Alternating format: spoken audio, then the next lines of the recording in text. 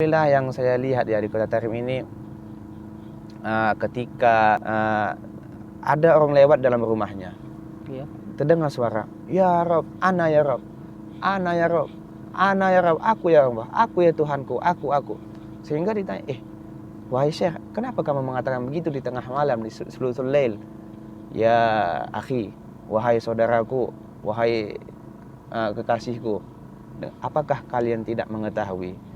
Bismillahirrahmanirrahim. Assalamualaikum warahmatullahi wabarakatuh. Waalaikumsalam warahmatullahi wabarakatuh. Alhamdulillahirabbil alamin wassalatu wassalamu ala sayyidina Muhammadin wa ala alihi wa sahbihi ajma'in, amma ba'du. Alhamdulillah pemirsa yang kita hormati, pada sore hari ini alhamdulillah kita diberikan kesempatan oleh Allah Subhanahu wa taala untuk duduk bareng sama tamu kita yang Masya Allah ya. Beliau seorang mahasiswa di Universitas Al-Ahqaf. Beliau yaitu Ustadz Azlan Lubis. Marhaba. Beliau termasuk orang yang ana bisa bilang jadikan contoh lah.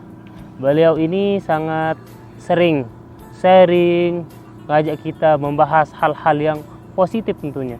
Nah, hal-hal ini penting banget nih, karena yang namanya mujalasatus sholihin kayak beliau itu penting. Kalau kita duduk sama orang soleh, kita insya Allah jadi orang soleh. Sebagaimana kalau kita dekat sama dagang parfum, kan katanya kita akan wangi walaupun kita nggak pakai parfum, kayak gitulah. Mudahan kita kecipratan nih sama ilmu beliau, cara beliau bermuamalah dan lain sebagainya. Ya, jadi kita akan langsung saja menyapa beliau. Kaifahalukum Ustaz? Alhamdulillah ya. Alhamdulillah. Antum gimana? Alhamdulillah bikhair. Alhamdulillah sehat. Jadi pada sore hari ini kita ingin membahas tentang Ramadan. Kita tahu bahwasanya Ramadan ini kan bulan yang sangat mulia. Kalau bisa dikatakan sakral banget kan? Ya, betul. Bisa nggak antum jelasin kepada kita fadilah atau keutamaan daripada bulan Ramadan itu? Baik. Assalamualaikum warahmatullahi wabarakatuh. Waalaikumsalam warahmatullahi wabarakatuh. Salatu wassalamu ala Rasulillah wa ala alihi wa ashabihi wa mawalah. Ramadan itu asal katanya itu bermakna ramdid dzunub. Ramdid dzunub. Artinya apa? Yahkirud dzunub. Membakar dosa, menghilangkan dosa. Memang serasi sih dengan maknanya, membakar atau panas. Iya. Sehingga bulan Ramadan ini kebiasaannya memang datang ketika bulan panas. Iya. Jadi sehingga kita pun di Yaman, maupun itu mati lampu, karena musim panas nih, mati lampu, panas sangat panas. Tapi ala kulli hal al-ajr biqadri ta'ab gitu. Iya. Nah, adapun fadilah Ramadan ini, kalau kita lihat zaman sekarang ya, itu sangat mudah kita dapatkan. Kita tinggal buka YouTube, dapat fadilah Ramadan. Tinggal buka Google, tinggal buka WA, dapat fadilah Ramadan. Cuman kita hanya membalas sekilas agar kita mendapat tabarukan lah, istilahnya barokah. Nah, Ramadan mempunyai sangat banyak fadilah. Ya, di antaranya bulan ampunan, bulan doa. Jadi sehingga kata Nabi Muhammad SAW dalam satu hadis, siapa yang mengerjakan satu amalan sunnah, maka setara dengan kaman fa'al faridah fi ma siwah. Kaman adda faridah fi ma siwah. Sama seperti mengamalkan satu amal wajib di bulan-bulan selain bulan Ramadan. Iya. Nah, itu masih pahala sunnah, amal-amalan sunnah. Maka bagaimana dengan puasa, dengan amalan yang wajib?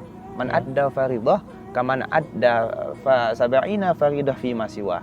Siapa yang mengamalkan satu saja, mengamalkan satu amalan, yang amalan itu amal wajib seperti sholat subuh, sholat zuhur, sholat asar, maka setara dengan 70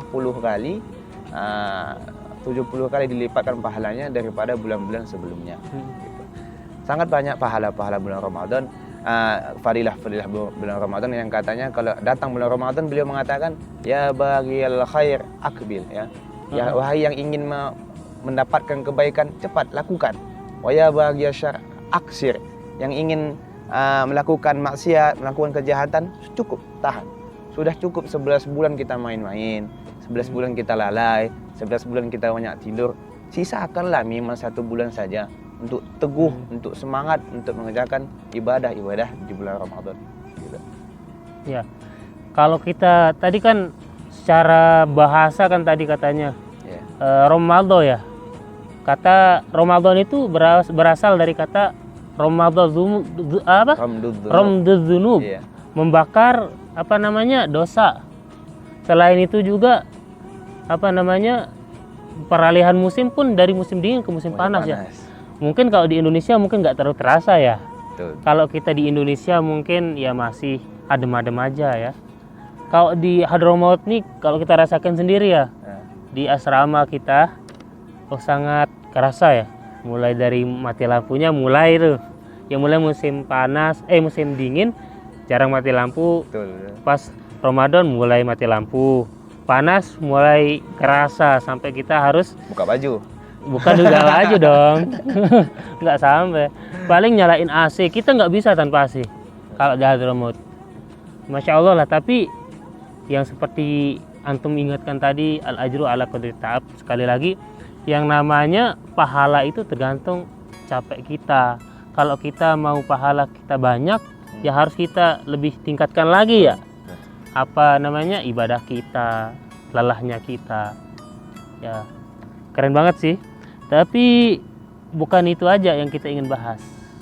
Yang ingin kita bahas, ini penting banget nih. Teman-teman di rumah pasti ingin tahu apa aja sih amaliyah di Kota Tarim, atau apa aja sih Ahlu Tarim kerjakan di bulan suci Ramadan ini. Ya, kita tahu bahwasanya fadilah-fadilah Ahlu Yaman, terutama Hadramaut, Ahlu Tarim. Atakum Ahlu Yaman hum araqu quluban. Telah datang kepada kamu Ahlu Yaman, ya penduduk-penduduk Yaman yang lembut hatinya. Saya sendiri merasakan bagaimana kelembutan orang Tarim. Ya. Ketika beribadah, sehingga mereka mengamalkan kaidah yang mengatakan bahwasanya tada'uful hasanah was-sayyi'ah bi zamanil fadil wa bi makanil fadil. Kejahatan dan keburukan itu dilipat gandakan sebanyak mungkin, tapi di tempat yang mulia dan di masa-masa yang mulia, di waktu-waktu yang mulia seperti Ramadan. Iya. Dan di tempat yang mulia seperti Mekah, Madinah, Kota Tarim, karena Kota Tarim langsung didoakan oleh Sidina Abu Bakar Siddiq. Nah, Sehingga orang Tarim itu semangat dalam beribadah. Apalagi sesudah mendengar hadis man adda faridah, man adda amal sunnah setara dengan 70 kali, setara dengan ini. Semua Ahlu Tarim itu semangat. Jadi suasana di sini pun berbeda. Kalaulah kita di Indonesia siangnya banyak tidur, tapi mereka sebagian di sini tidak. Malam itu dihidupkan dengan beribadah. malam berarti benar-benar dihidupkan, jadi seakan-akan malam itu siang. Malam itu siang dan siang itu jadi Malam. Nah, gitu. Nah, di sini apalagi yang kita dengar bahwasanya Ahlu Tarim itu sangat menjaga amal-amal syariah. Bahkan mereka itu mengerjakan sholat tarawih 100 rakaat. Kalau kita Indonesia malah berdebat 21 atau 8, 21 atau 8. Kok bisa tuh? Coba mungkin bisa dijelasin 100 rakaat itu gimana sih? Memang saya dulu waktu di Indonesia agak aduh, kok 100 rakaat kan capek gitu. Nah, padahal begini, mereka mengerjakan rakaat salat tarawih ketika sesudah Isya itu ada satu masjid namanya Masjid Sultanah mengerjakan salat tarawih 21 rakaat. Sesudah itu okelah kita buat jam 8 Isya. Nah, selesai jam 9 sampai tarawih. Iya. Nah, jam 9 sampai tengah 10 istirahat. Jam 10 mulai lagi di masjid ini. Jam 10, jam 11 mulai lagi. Selesai jam 12 selesai lagi. Bahkan sampai ada jam 3 mau sahur di situ, mau tarawih. Iya. Gitu. Jadi sampai 100 rakaat. Kadang kita mustahil gitu, kok bisa gitu. Kok bisa melakukan 100 rakaat. Nah, begitulah mereka sangat mencintai amal-amal sunnah. Dan nanti kalau misalnya boleh tidak melakukan tarawih 100 rakaat, itu nanti kita bahas di tempat yang lain karena itu pembahasan yang sangat panjang. Iya, itu mungkin lebih ke fikih ya. Iya, ke fikih. Mungkin nanti masalah fikih, insya Allah nih kita akan masukkan juga ke kajian atau ngobrol bareng ini, podcast ini, insya Allah. Intinya teman-teman harus ikutin terus nih, harus dukung kita, pantengin terus, kasih saran juga untuk kita ya. Nah, dan juga membahas tentang amaliyah Ramadan, saya jadi ingat nih. Ya. Saking ahlu tarim itu ingin menjaga Ramadan agar bisa full untuk melakukan ibadah, fokus ibadah. Mereka dikatakan kalau ingin beli baju lebaran itu sebelum bulan Ramadan. Ya. Bahkan katanya kemarin kan kita udah ziarah Hud. Ya. Katanya mereka ada sebagian mereka yang belinya ketika ziarah Hud. Ziarah Hud bulan Sya'ban berarti. Iya. Kenapa? Karena tidak ingin nanti ketika datangnya bulan Ramadan, apalagi di akhir-akhir bulan Ramadan, tidak ingin menyibukkan hari-harinya apalagi malamnya untuk pergi ke toko, membeli pakaian untuk anak-anaknya, untuk keluarganya. Jadi dilakukan Ramadan itu untuk fokus beribadah kepada Allah. Apalagi nih, kalau kita di Indonesia nih Ustadz ya, kita itu kebiasaan kita di akhir-akhir bulan Ramadan, dekat Lebaran itu kita sibuk tuh. Kemana? Cari baju baru. Padahal kalau kita lihat ya di dalam hadis, akhir Ramadan itu paling penting ya. Kalau di akhir Ramadan. Bahkan Rasulullah SAW itu ketika di akhir-akhir Ramadan, sebelum akhir Ramadan dia menguatkan sarungnya. Itu majaz, maksudnya tidak mendekatkan istrinya sehingga tidak melakukan jima, maaf cakapnya, dan beribadah, menguatkan ibadah. Berbeda memang kita dengan yang di Indonesia. Saya melihat banyak perbedaan tarim dengan Indonesia. Ada beberapa perbedaan. Contohnya tadi di ujung-ujung Ramadan itu orang tarim itu banyak yang ke masjid, banyak yang anak-anak diajak, banyak berdoa. Salah satu nama bulan Ramadan itu adalah syahrud dakwah, syahrud doa. Bulan di mana dibanyakkan untuk berdoa. Sehingga dikatakan bahwasanya Al-Habib Ali As-Sakran ada orang lewat dalam rumahnya. Terdengar suara, "Ya Rob, ana ya Rob. Ana ya Rob. Ana ya Rob, aku ya Allah, aku ya Tuhanku, aku." Sehingga ditanya, "Wahai Syekh, kenapa kamu mengatakan begitu di tengah malam di sulusul lail?" "Ya akhi, wahai saudaraku, wahai kekasihku, apakah kalian tidak mengetahui bahwasanya Nabi Muhammad SAW mengatakan dalam hadis qudsi Allah mengatakan hal min ta'ib sa'atubu ilaih wa hal min mustaghfir sayughfarulah wa hal min da'in sayustajabulah." Siapa yang ingin bertobat, meminta tobat, akan kuterima tobatnya. Siapa yang menginginkan istighfar, akan kuampuni dosanya. Siapa yang punya dosa, akan kuampuni semua dosa-dosanya. Tapi mana? Sehingga Al-Habib Ali As-Sakran tadi meminta, "Ana ya Rabb, aku ingin diampuni dosaku. Aku ingin diampuni aku akan diberikan semua permintaanku. Aku." Nah, dari sini makanya banyak penduduk tarim itu di ujung-ujung Ramadan menangis. Mereka sedih dengan meninggalkan Ramadan. Beda dengan kita yang di Indonesia, kadang senang kita masuk bulan Ramadan di Indonesia, kadang bukan karena datangnya bulan ibadah, bukan. Tapi kadang sebahagian kita itu di kampung di Indonesia senang dia. Tapi kenapa? Karena jualan. Iya benar. Senang dia bukan nanti libur sekolah. Senang bisa tidur banyak, bisa malam-malam main PS, bisa malam-malam nanti begadang kumpul sama teman-teman. Tidak. Orang tarim tidak.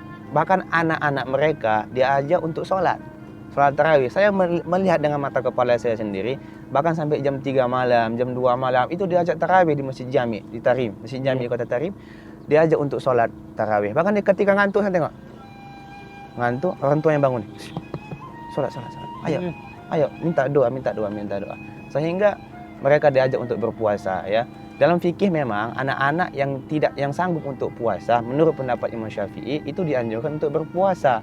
Nah, tapi menurut Imam Malik tidak, makruh hukumnya. Imam Malik mengatakan makruh hukumnya untuk mengajak anak-anak untuk puasa di bulan Ramadan. Kenapa? Karena kebiasaan anak-anak ini kalau sudah lapar buka diam-diam. Pergi di kamar mandi dan dia minum dia. Ketahuan sama mamanya, aku mandi mak, kata dia. Padahal dia minum. Nah, Kalau sudah dibiasakan nanti ketika kecil begini, maka nanti sesudah dewasa maka akan sering buka diam-diam. Istilahnya budi, buka diam-diam. Diam-diam. Itu menurut Imam Madzhab Malik. Tapi Imam Syafi'i mengatakan sah-sah saja, boleh, tapi ketika tidak ada masyaqqah, ketika tidak ada keberatan. Tapi orang Tarim itu Masya Allah saya lihat, bahkan ya ketika saya ingin taraweh, ya, saya mengajak teman-teman untuk sholat 100 rakaat di masjid ini, di masjid ini. Kadang kan kita tidak tahu masjidnya di mana. Nah, ketika itu orang Tarim ingin membuka toko, ingin jualan, ya, pengen buka toko, saya tidak tahu, saya menanya. Sudah dia mau buka toko, Assalamualaikum, waalaikumsalam, alafu ya Habib, mohon maaf, tahu nggak antum masjid ini? Itu ada daftar ya biasanya. Masjid ini sholat jam sekian. Ya, jadwal sholat. Iya kenapa? Saya tidak tahu masjid ini. Oh antum nggak tahu? Oh, oke, saya akan antarkan. Ditutup tokonya. Ditutup tokonya, langsung pergi dia mengantarkan kami ke masjid yang kami tuju. Alhamdulillah, satu nikmat besar kita berada di Ramadan, berada di kota Tarim di bulan yang suci ini. Gitu. Kalau kita lihat tadi, beliau ditanya di mana masjid ini sampai ingin menghantarkan. Ya, iya. Hantarkan antum kan ke masjid itu. Masjid. Ini masjidnya, ayo kita saya antarkan. Seakan-akan beliau mengamalkan hadis yang mengatakan barang siapa yang menunjukkan kepada kebaikan maka dia mendapatkan pahala. Iya, tersebut. betul. Jadi Apalagi antum sholat di sana, beliau dapat insyaallah. Man dalla ala khair kafa'ilihi, kata Nabi. Siapa yang menunjukkan kebaikan maka dia dapat pahala yang ditujui itu. Nah, tapi alhamdulillah yang saya lihat ya di kota Tarim ini, ketika siwak memang seperti siwak ya. Iya, saya melihat sendiri siwak, mereka sangat mengamalkan sunnah. Tapi ketika bulan Ramadan, mereka sebahagian ya tidak meninggalkan siwak. Kenapa? Karena memang dalam Imam Syafi'i, menurut pendapat yang muktamad itu makruh hukumnya bersiwak ketika sesudah zawal syams. Ketika sudah tergelincir matahari, artinya sudah zuhur, maka dimakruhkan untuk bersiwak menurut mazhab Syafi'i. Tapi menurut mazhab Maliki dan Hanafi tidak. Menurut mazhab Maliki dan Hanafi tidak dimakruhkan memakai siwak sesudah zawal syams. Kenapa?